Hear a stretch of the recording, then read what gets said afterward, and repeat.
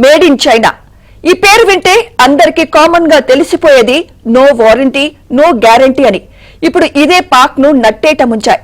Made in China ఆయుధాలు భారత్ పాక్ మధ్య ఉద్రిక్తతలు కొనసాగిన సమయంలో దాయాది పాక్ చైనా క్షిపణులతో భారత్ పై విరుచుకుపడింది. కానీ చివరకు అవి తుస్సుమన్నాయి.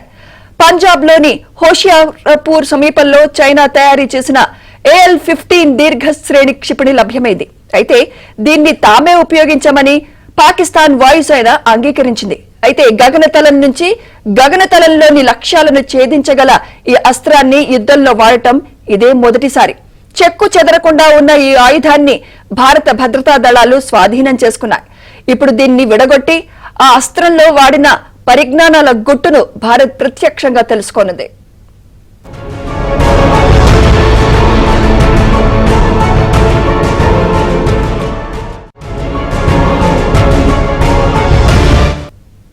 ఈ నెల 7న ఉగ్ర స్థావరాలపై భారత్ దాడులకు దిగాక పాకిస్తాన్ తన J-10, JF-17, F-16 యుద్ధ విమానాలను గగనతలంలోకి పంపింది.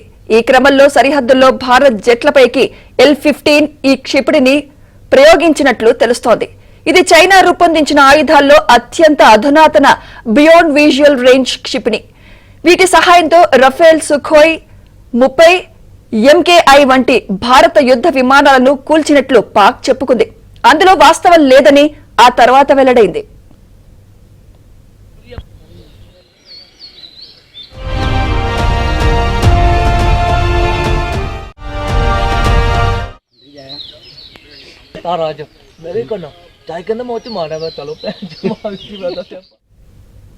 చైనాలోని 607 ఇన్స్టిట్యూట్ PL-15 ను అభివృద్ధి చేసింది. ఇదో రాడార్ గైడెడ్ అస్త్రం. China aerospace science and industry corporation దీన్ని ఉత్పత్తి చేస్తోంది. స్వీయ అవసరాల కోసం అభివృద్ధి చేసుకున్న వేరియంట్ కు 200 నుంచి 300 కిలోమీటర్ల పరిధి ఉండొచ్చు. అయితే పాకిస్తాన్ కు సరఫరా చేసిన PL-15 ఈకి గరిష్టంగా 145 కిలోమీటర్ల పరిధి ఉండొచ్చని తెలుస్తోంది. ఇందులో ఘన ఇంధనంతో నడిచే డ్యూయల్ పల్స్ రాకెట్ మోటార్ ఉంది. ధ్వని కన్నా 5 రెట్లు అధిక వేగంతో దూసుకెళ్తుంది. అయితే చైనా నుంచి పాకిస్తాన్ అధిక ధరకు కొనుగోలు చేసిన ఈ ఆయుధాల నాణ్యత ప్రశ్నార్థకంగా మారడంతో పాటు వాటిని వినియోగించే నైపుణ్యం, శిక్షణ పాకిస్తాన్ దళాలకు కొరవడిందని విశ్లేషకులు అభిప్రాయపడుతున్నారు.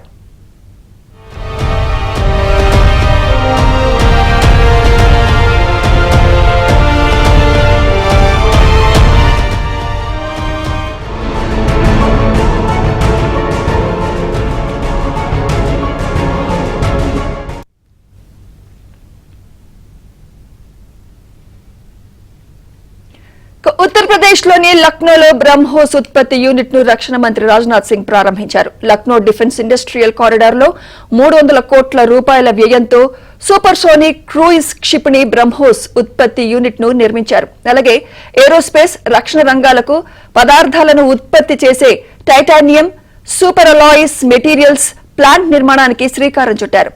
ఈ కాంప్లెక్స్ లో డిఫెన్స్ టెస్టింగ్ ఇన్ఫ్రాస్ట్రక్చర్ సిస్టమ్ కూడా అభివృద్ధి చేస్తారు. बहुत बहुत आभार माननीय रक्षा मंत्री महोदय एवं उत्तर प्रदेश के माननीय मुख्यमंत्री महोदय का। देवी और सज्जनों, माननीय मुख्यमंत्री महोदय,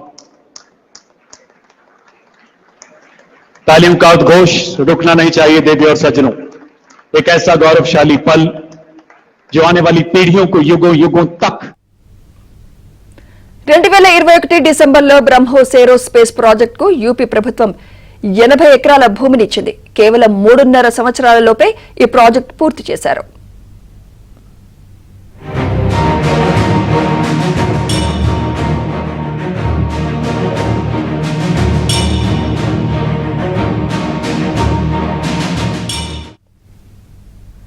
రక్షణ సాంకేతికతలో దేశం యొక్క స్వావలంబనను బలోపేతం చేయడంలో ఈ ప్రాజెక్టు ఒక మైలురాయని రాజ్నాథ్ ప్రశంసించారు. స్వదేశీ రక్షణ ఉత్పత్తిని పెంచుతూ గణనీయమైన ఉపాధి అవకాశాలను సృష్టిస్తుందని ఆశా